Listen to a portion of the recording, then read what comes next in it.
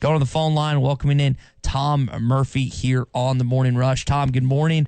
We'll get obviously to football stuff, but I want to start with the Masters question. I know you probably had to work a good chunk on Sunday, but what did you think of how it played out with Dustin Johnson down there in Augusta?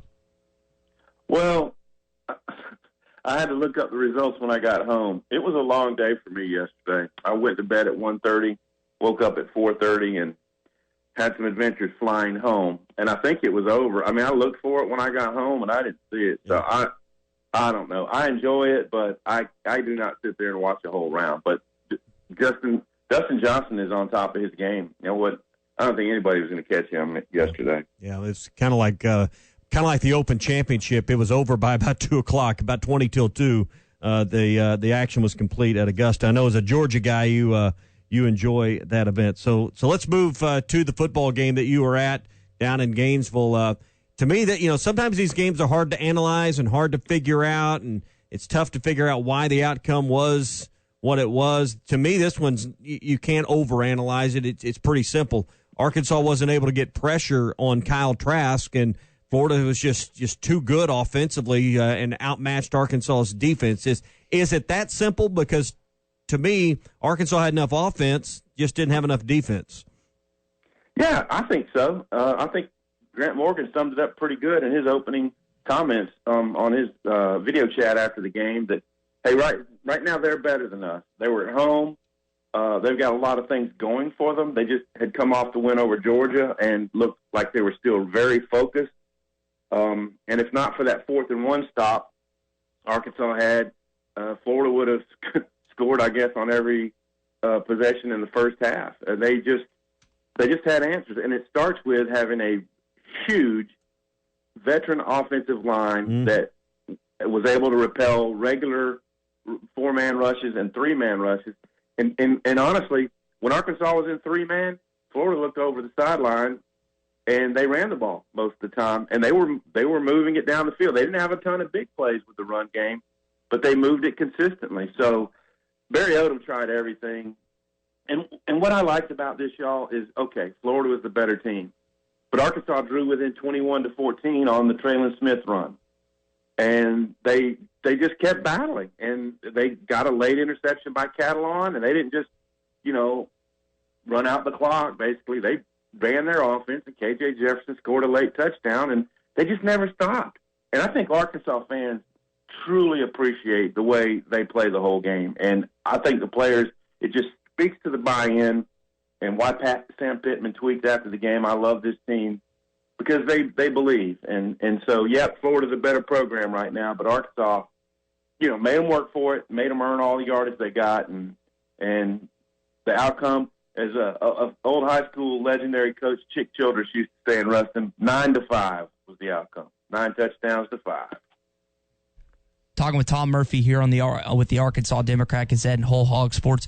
Tom, when you talk about Tommy asking you the biggest difference of the football game and just not being able to get to Kyle Trask, how much of Barry Odom not being up in the box and not being able to solely focus on defense hurt them on Saturday night?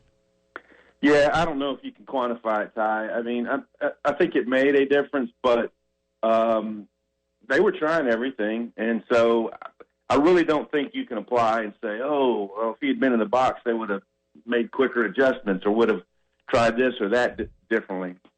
It was just a matter of them having more manpower. And honestly, those receivers, there were receivers catching touchdowns in the game that when I did my pregame analysis didn't show up that much. Like the Henderson guy, number 89, forgot his name, Justin Shorter, I think.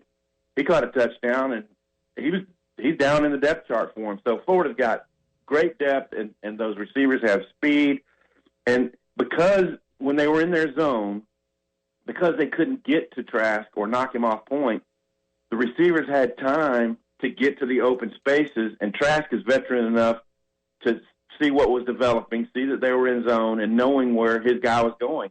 And subsequently, they had 2 or 3 passes to guys who were, didn't have defenders 4 or 5 yards from them. And when they were in man, he looked defenders off with his eyes, and Grant Morgan pointed it out, and so did Barry Odom. He's next-level quarterback because he looked guys off with his eyes. and knew what he was doing, basically baiting them with his eyes. So just a phenomenal offensive. Our Alabama-Florida game will be an epic game because both offenses are going to score a lot of points. And, yeah, we were discussing that, Tom, because I think Florida is pretty much a shoo-in for that as well as Alabama.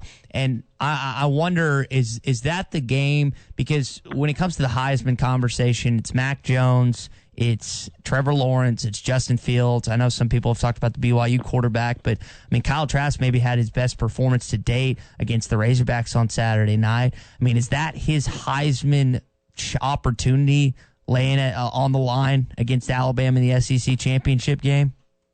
You know, it very well could be because his and Mac Jones' numbers are going to be pretty comparable, if you ask me. Their completion percentage is very high, just pristine touchdown to interception ratio.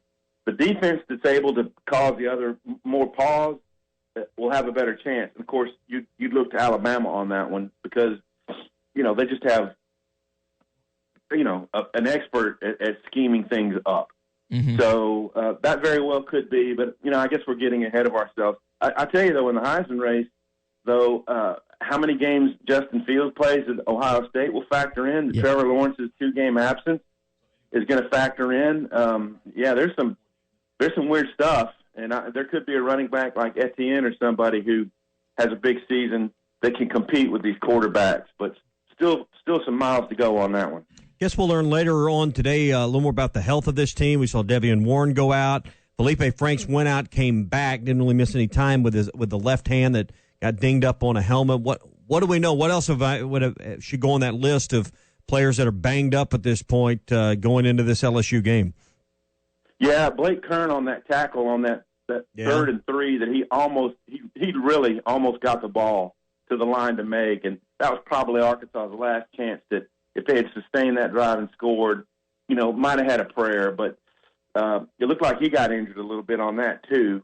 And it wasn't a horse collar tackle, but it was kind of like that because he got dragged down and kind of bent over. The Devion Warren injury did not look good. And just what a great kid, great story.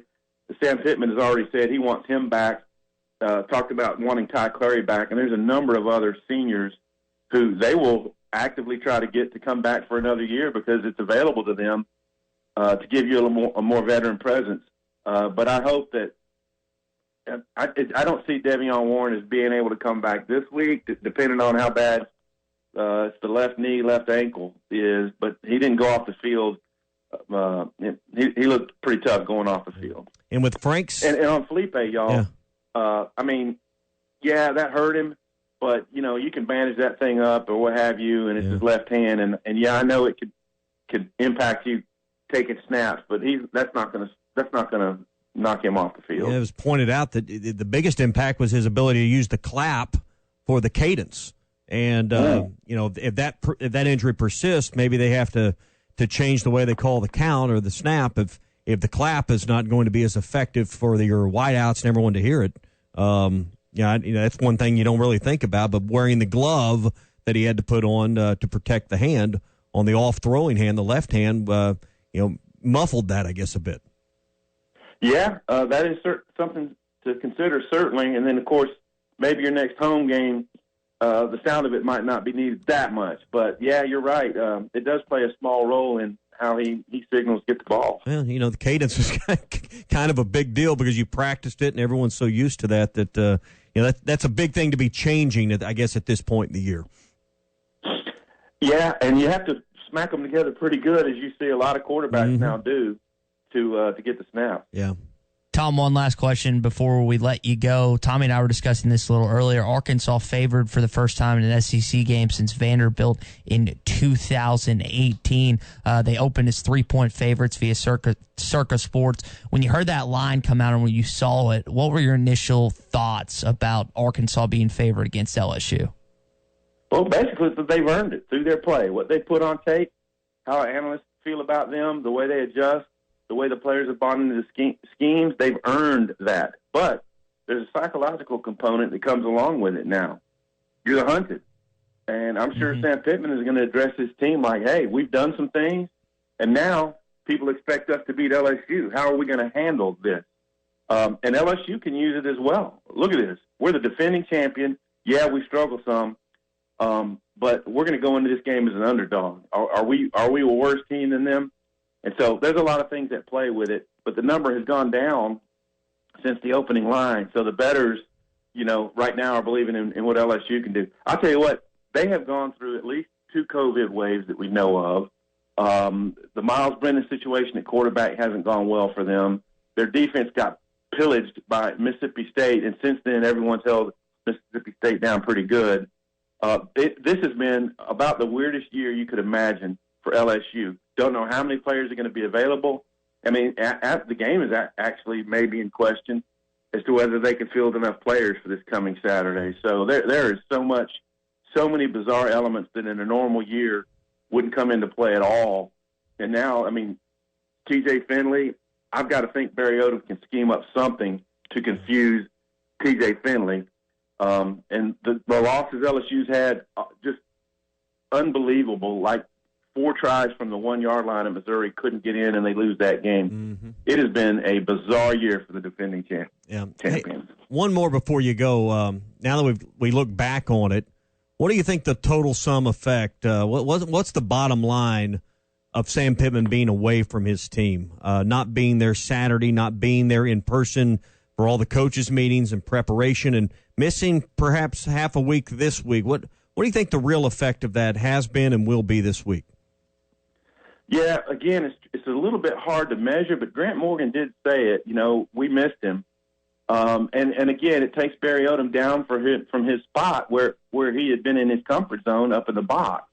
So, if everything goes right, that'll be rectified this week, and he'll be back there. But Barry Odom also said on his post-game deal that Sam Pittman's presence was there. Like, he talked to the coaching staff. They did the game planning. But when you're not in person, you can't have quite the number of, like, you could call Barry in the middle of the day and go, hey, could you drop down here? I see something in, the way the Florida does this that I want you to take a look at. Here's a trend.